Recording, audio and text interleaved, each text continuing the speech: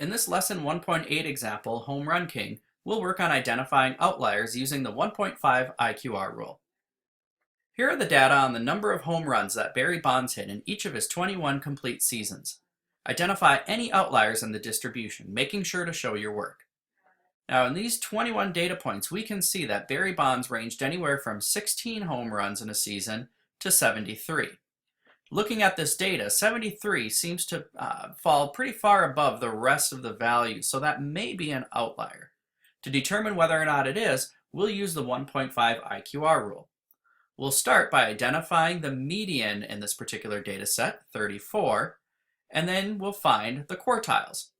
If we divide the remaining data points into 4 equal sets, we see that the first quartile is 25.5, falling between 25 and 26, and the third quartile is 45.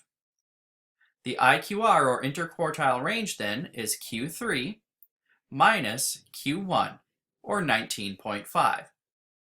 We can use that to determine whether or not we have any outliers by multiplying this by 1.5 and then adding that value to Q3 to determine an upper bound for high outliers, and subtract that amount from 25.5 to determine a lower bound for any low outliers. Let's start with the low outliers. Q1 minus 1.5 times the interquartile range would be 25.5 minus 1.5 times our interquartile range, giving us a lower bound of negative 3.75.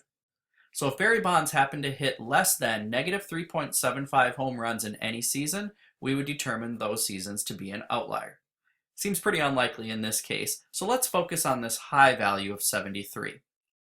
To determine whether or not that's an outlier, we'll take our third quartile value, 45, plus 1.5 times the IQR, 19.5, to get an upper bound of 74.25. So any seasons that have a number of home runs greater than 74.25 would be determined an outlier.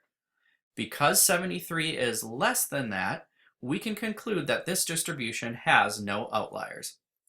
For additional practice identifying outliers with the 1.5 IQR rule, try exercise 1.